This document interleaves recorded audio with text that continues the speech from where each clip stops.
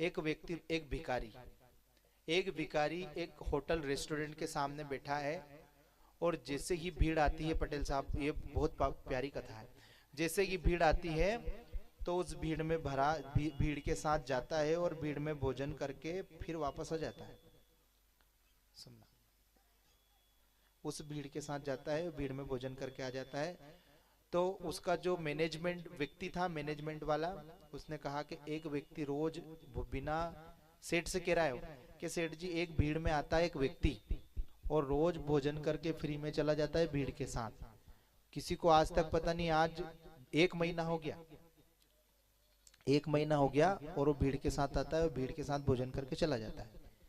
तो पटेल साहब उनने इसने कहा, जो होटल का मैनेजमेंट करता था उसने उससे कहा सेठ जी से, तो सेठ जी ने कहा कि मुझे 1 महीने से पता है कि वो रोज भोजन करके जा रहा है फ्री में, पर मैंने उसे कुछ भी नहीं कहा है। तो क्यों नहीं कहा है आपने? मैंने इसलिए नहीं कहा है कि वो रोज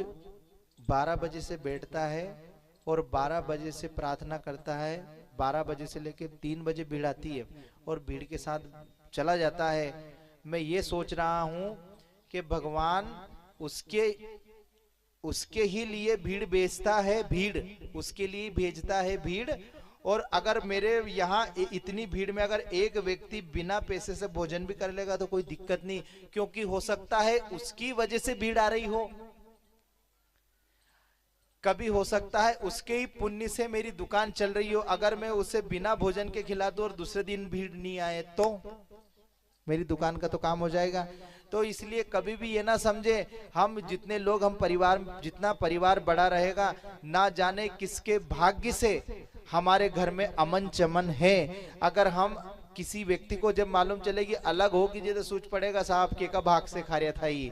पर हम सबके भाग्य का खाते हैं, ना जाने किसके भाग्य का हमें भोजन मिल रहा है, किसके हमारे परिवार में ऐसा कोई व्यक्ति होगा जिसके भाग्य से हमारे ऊपर भगवान की कृपा हो रही है। तो ये किसी ना किसी के भाग्य का खाते हैं हम। हमारा अतरा भाग उज्जवल नहीं है कि हमारे जीवन में इतना कुछ हो रहा है, हम किसी ना किसी व्यक्ति के भाग्य का खा रहे हैं। वो रोजाना ही भीड़ उसके दरबार पे आ रही है,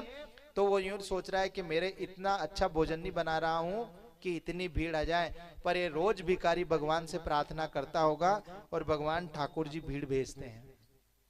इसी तरह वहां पर जरासंध ने हजारों ऋषि मुनियों